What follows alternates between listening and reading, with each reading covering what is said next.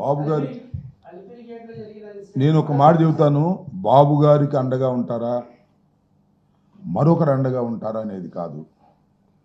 శ్రీ శ్రీ శ్రీ వెంకటేశ్వర స్వామి చాలా అద్భుతమైనటువంటి శక్తివంతమైనటువంటి దేవుడు. ఆయన ఎవరైతే ధర్మంగా ఉంటారో వారికి అండగా ఉంటారు, ఎవరైతే అధర్మంగా ఉంటారో వారికి అండగా ఉండరు. ధర్మాన్ని కాపాడేటటువంటి శక్తి శ్రీ శ్రీ శ్రీ వెంకటేశ్వర స్వామికి ఉన్నదని భక్తులందరూ భావిస్తున్నారు. ముఖ్యంగా ప్రపంచవ్యాపితంగా ఆయనకి భక్తులు ఉన్నారు. నేను మనవి చేస్తున్నా, ఎవరైతే పచ్చి అబద్ధాలు ఆడతారో, ఎవరైతే తన్ను అడ్డం పెట్టుకొని రాజకీయ లబ్ధి పొందాలని దుర్మార్గంగా ఆలోచిస్తారో అలాంటి వ్యక్తులకు, అలాంటి సంస్థలకు, అలాంటి పార్టీలకు శ్రీ శ్రీ శ్రీ వెంకటేశ్వర స్వామి ఆశీస్సులు ఉండవు అని నేను భావిస్తున్నాను. ఇది వాస్తవమో కాదో ప్రజలు తెలుసుకోవాలని కూడా నేను కోరుతున్నాను. భక్తులందరికీ కూడా మనవి చేస్తున్నాను. ఎంత దుర్మార్గం అంటే, భక్తులు తినేసిన లడ్డు ప్రసాదంలో కల్తీ ఉందని చెప్పేటటువంటి దుర్మార్గమైన ఆలోచన చేస్తున్నాడు నారా చంద్రబాబు నాయుడు గారు. ఎక్కడ కల్తీ లేని నెయ్యి మాత్రమే ఇంతవరకు వాడారని సర్టిఫై చేస్తుంటే, తిరుమల తిరుపతి దేవస్థానానికి సంబంధించినటువంటి సిస్టమ్ చంద్రబాబు నాయుడు గారు మీరు తిన్న లడ్డూలో కల్తీ ఉంది, మీరు తిన్న లడ్డూలో కల్తీ ఉంది అని చెప్తున్నాడు. ఏం నాకు అర్థం కాల. There is no proof at all. అంటే రాజకీయ లబ్ధి కోసం ఎంతటికైనా దిగజారిపోతాడనే దానికి ఇంతకన్నా ఏం కావాలి నిదర్శనం? తినేసిన లడ్డు ప్రసాదం ప్రపంచవ్యాప్తంగా తిన్నారు కదా ప్రజలు, భక్తులు. వాళ్ళందరూ ఏం కోరుకుంటున్నారు? అయ్యా ఇదంతా అబద్ధం కావాలి అని కోరుకుంటున్నారు. చంద్రబాబు నాయుడు గారి ప్రచారం అబద్ధం కావాలి, న్యాయం కాదు, ధర్మం కాదు అని వాళ్ళు కోరుకుంటున్నారు. చంద్రబాబు నాయుడు గారు ఏమో కోరుకుంటున్నాడు? మీరు తిన్న ప్రసాదంలో పందికో ఉంది, ఆవుకో ఉంది అని నమ్మాలని ప్రయత్నం చేస్తున్నాడు. ఎక్కడికి అన్యాయం ఉంటున్నా నేను? అన్ని టెస్టులు చేసిన తర్వాత ఒక సిస్టమ్, నేను ఒకటి ఇందాక చెప్పినట్టుగా తిరుమల తిరుపతి దేవస్థానానికి ఒక పగడ్బందీ అనే సిస్టమ్ ఉంది. ఇక్కడ నుంచి వెళ్ళే ప్రతి పదార్థాన్ని చెక్ చేసే సిస్టమ్ ఉంది. ఆ చెకింగ్లో ఫెయిల్ అయితే కిందకి వెళ్తాయి, ఫెయిల్ కాకపోతే కొండ మీదకి వెళ్తాయి. జగన్మోహన్ రెడ్డి గారి టైంలో ఫెయిల్ అయిన 18 ట్యాంకర్లు కిందకు వచ్చాయి. చంద్రబాబు నాయుడు గారి టైంలో ఫెయిల్ అయిన 14-19లో 14 ట్యాంకర్లు కిందకు వచ్చాయి. ఇంకెక్కడ ఉంటుంది అవకాశం? ఏమిటి అన్యాయం? మనం రాజకీయ ఆరోపణలు చేసినట్టుగా తిరుమల తిరుపతి దేవస్థానానికి సంబంధించిన ప్రసాదం మీద, అన్నప్రసాదాల మీద, భక్తుల మీద చేయటం ధర్మమా? నీకు రాజకీయంగా మా మీద కక్ష ఉంటే ఉండొచ్చు. ఎంత బ్రహ్మాండంగా మెయింటైన్ అవుతున్నటువంటి దేవాలయం అది. ప్రపంచం వ్యాపితంగానే పేరు ప్రఖ్యాతులు గాంచిన దేవాలయమే. శుభ్రతలోను, నాణ్యతలోను, ప్రసాదాల తయారీలోను. దాన్ని ఏదో ఒక విధంగా అపవిత్రమైపోయింది జగన్మోహన్ రెడ్డి గారి టైంలో అని చెప్పి నమ్మించి మోసం చేయాలనేటువంటి చంద్రబాబు నాయుడు గారి ప్రయత్నాన్ని భగవంతుడు క్షమిస్తాడా? ఆలోచన చేయమని మనం చేస్తున్నా. సో ఒక దుర్మార్గమైన ఆలోచన చంద్రబాబు నాయుడు గారు చేస్తున్నారు. ఆ దుర్మార్గమైన ఆలోచనకి మీరు చెప్పినట్టుగా భగవంతుడు సహకరించడు. ఇది వాస్తవం. ఇవాళ కాబట్టి రేపు కాబట్టి ఎల్లుండి 4 సంవత్సరాలకి వాస్తవాలు బయటకు వస్తాయి కదా. వాడని నెయ్యిలో కల్తీ ఉందని సర్టిఫికెట్ వస్తే ఆ లడ్డూలో కల్తీ ఉందని చెప్పేటటువంటి దుర్మార్గమైన ఆలోచన ఈ దేశంలో, ఈ ప్రపంచంలో నీచుడైన చంద్రబాబు నాయుడికి వస్తే తప్ప మరెవరికి రాదు. దుర్మార్గుడైన చంద్రబాబు నాయుడికి వస్తే తప్ప మరొకరికి రాదు. వాడని నెయ్యిలో ఏదో ఉందని ఏం మాటలు ఇవన్నీ కూడా. ఓకే ఏమండి, అది మీరు ఆ సిట్టు వేసిన పరిధి టీడీడీ చైర్మన్ మీద, ఇంకోళ్ళ మీద కాదు. లడ్డూ ప్రసాదంలో కల్తీ ఉందా, ఆయిల్లో కల్తీ ఉందా, దాని మీద విచారణ జరిగి వాళ్ళు రిపోర్ట్ ఇస్తారు. సిబిఐ డైరెక్టర్ ఆధ్వర్యంలో జరుగుతుంది అది. ఇక్కడ ఇవాళ జరుగుతున్నటువంటి విచారణ కూడా, ఇవాళ జరుగుతున్న అరెస్టులు కూడా నేను చాలా స్పష్టంగా చెప్తున్నటువంటి అంశం ఏమిటంటే, ఆ తిప్పి పంపించినటువంటి ఏవైతే ట్యాంకర్స్ ఉన్నాయో, ఏవైతే ఫెయిల్ అయిపోయినాయో, సర్టిఫై కాలేదో, ఎవరైతే సరఫరా చేశారో, ఏఆర్ ఫుడ్స్ అనేవారు సరఫరా చేశారో, వారికి ఎవరైతే సరఫరా చేశారో వారి మీద విచారణలో భాగంగా మాత్రమే ఇవాళ అరెస్టులు, కేసులు జరుగుతున్నాయి తప్ప లడ్డూ ప్రసాదంలో కల్తీ జరిగిందనేది ఎక్కడా ఆధారాలు లేవు, నిరూపణ లేదు, నిరూపణ సాధ్యం కాదు. ఏవైతే రిజెక్ట్ చేయబడ్డాయో 4 ట్యాంకులు రిజెక్ట్ చేయబడ్డాయి.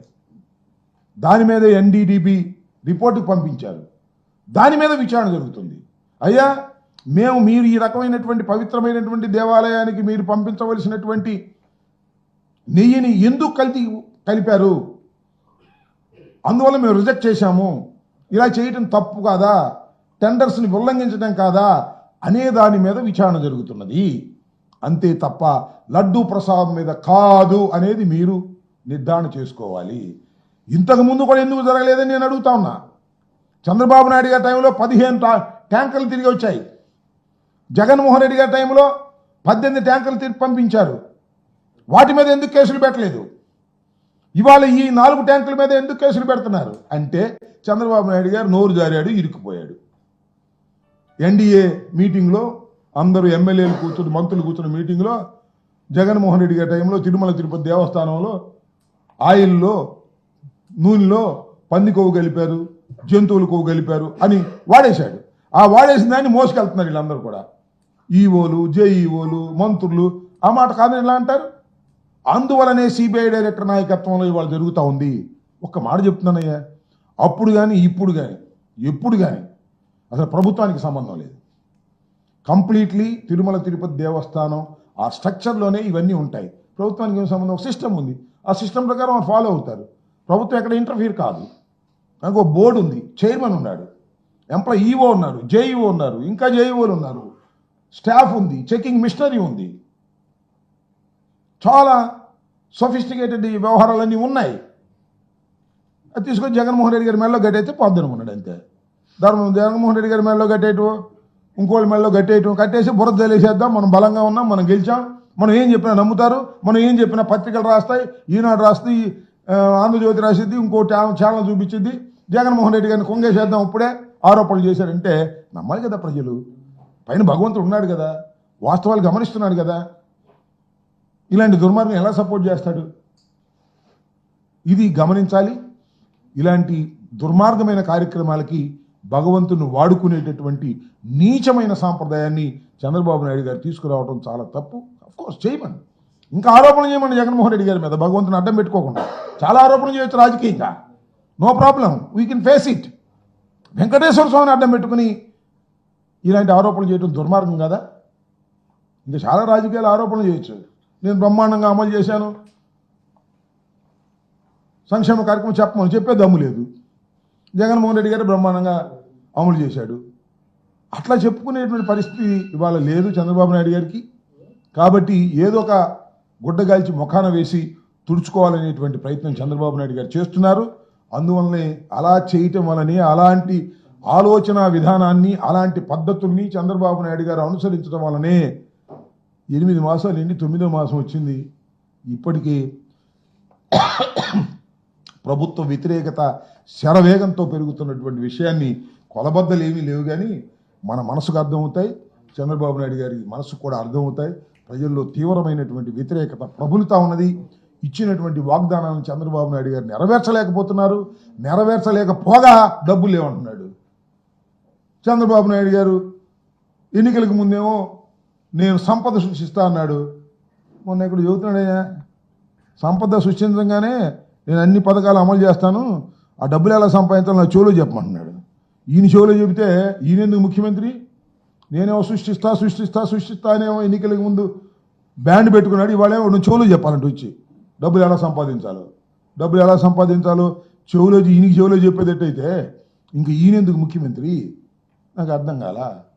సంపద సృష్టిస్తా, అనుభవం ఉంది నాకు అని కోతలు కోసేసిన చంద్రబాబు నాయుడు గారి వాళ్ళ సంపద సృష్టించలేక, అప్పులు పుట్టక, సెంట్రల్ గవర్నమెంట్ దగ్గరికి వెళ్ళి గ్యారెంటీలు తీసుకొని 26,000 కోట్ల రూపాయలు అప్పు తీసుకొని అమరావతిలో రోడ్లు వేయాలనే తాపత్రయంలో తప్ప సంక్షేమ కార్యక్రమాలు అమలు చేయాలనేటువంటి ఆలోచన లేదు, చెయ్యలేడు, చెయ్యబోడు. కారణం ఏంటంటే ఆర్థిక వ్యవస్థ ఆంధ్రప్రదేశ్ని సహకరించదు. ఈ విషయాన్ని మాజీ ముఖ్యమంత్రి జగన్మోహన్ రెడ్డి గారు చాలా స్పష్టంగా ఎన్నికలకు ముందు చెప్పాడు. చంద్రబాబు నాయుడు గారు చెప్పేటటువంటి ప్రతి సంక్షేమ కార్యక్రమం అమలు చేయడానికి వీలు లేదు. నేను చేసినటువంటి సంక్షేమ కార్యక్రమాలు కొనసాగించడమే చాలా కష్టంగా ఉన్నటువంటి రోజులు అని చెబితే అదే చెప్పాడు చివరికి. ఆయన ఇచ్చినటువంటి సంక్షేమ కార్యక్రమాలే అమ్మ ఒడి లేదే, ఇద్దరు ముగ్గురు నలుగురు అన్నారు, ఒక్కడికి లేకుండా పోయింది. రైతు భరోసా అంటే అదేమన్నాడు, ఏదో ఇది అన్నదాత సుఖీభావ్ అన్నాడు, లేదు 20,000 అన్నాడు, అది లేదు. సో నేనేది ఏంటంటే ఇక ఆరోగ్యశ్రీకి డబ్బులు లేవు. ఈ రకంగా జగన్మోహన్ రెడ్డి గారి కాలంలో అమలు చేసినటువంటి సంక్షేమ కార్యక్రమాలనే అమలు చేయలేని దుస్థితిలోకి ఈ చంద్రబాబు నాయుడు గారు నెట్టబడ్డాడు. ఇంకా సంపద సృష్టించేది ఎప్పుడు, ఈ సంక్షేమ కార్యక్రమాలు అమలు చేసేది ఎప్పుడు, ప్రజలు ఈయన్ని నమ్మేది ఎప్పుడు? అయితే ఆయనకు ఒక పెద్ద నమ్మకం ఉంది, ఇంకా 4.5 సంవత్సరాలకు కదా, ఏం చేద్దామని చూద్దామని. అప్పుడు మళ్ళీ ఇంకో నాటకం ఆడదాం, మళ్ళీ అప్పుడు మళ్ళీ ఇంకో అబద్ధం ఆడదాం, మళ్ళీ ఇంకప్పుడు ఇంకో డ్రామా వేద్దాం అనేటువంటి ఆలోచనలు కలిగినటువంటి వ్యక్తి నారా చంద్రబాబు నాయుడు గారు. నేను మనవి చేస్తున్నా, ఛాలెంజ్ చేసి చెప్తున్నా, జగన్మోహన్ రెడ్డి గారు ముఖ్యమంత్రి అయిన తర్వాత మేనిఫెస్టోలో పెట్టిన ప్రతి వాగ్దానాన్ని డే 1 నుంచి అమలు చేశాడు. గుర్తుపెట్టుకోండి, డే 1 వాయిదాలు వేయలా, డే 1 నుంచి అమలు చేశాడు. ఎక్కడ ఇలా సరే మా దురదృష్టం బాగోలేదు, ఏం జరిగిందో జరిగింది, ఓడిపోయాం, అది వేరే అంశం. కానీ డే 1 నుంచి దిగిపోయేంత వరకు ఎంత కష్టమైన నష్టమైన అమలు చేసినటువంటి ఘనత జగన్మోహన్ రెడ్డి గారి దాన్ని మనం చేస్తున్నాం. చంద్రబాబు నాయుడు గారు రాగానే అమలు లేదు, ఏమీ లేదు, వాయిదాలు వేసుకుంటూ వెళ్తున్నాడు. అదేమంటే ఆర్థిక పరిస్థితి బాగోలేదు అన్నాడు. బాగోలేదంటే సరే, అది వేరే విషయం. దీనికి కారణం జగన్మోహన్ రెడ్డి గారు అంట, వ్యవస్థను నాశనం చేశాడంట, డబ్బులు లేకుండా చేశాడంట, ఖజానాలు లేవంట, ఇవన్నీ ఆయనకి తెలియదంట. విన్నారుగా, ఇవన్నీ ఆయనకి తెలియదంట. ఇంతగా వ్యవస్థ దెబ్బతినిపోయిందని నేను అనుకోలేదు అన్నాడు వాళ్ళు చూసి. అంతకుముందు ఏం చెప్పాడు, 14 లక్షల కోట్ల రూపాయలు అప్పు చేశాడు జగన్మోహన్ రెడ్డి గారు అన్నాడు. చివరకు చూస్తే అది 6,000 కోట్లు, 6 లక్షల కోట్లు చిల్లరైంది అంతే. ఇలా ఒక దుర్మార్గమైనటువంటి పద్ధతుల్లో ఇవాళ చంద్రబాబు నాయుడు గారు పరిపాలన చేస్తుంటే ఆయనకి గ్యారంటీ ఇచ్చిన ఆయనేమో మాట్లాడట్ల. మరి ఆయన పవన్ కళ్యాణ్ గారు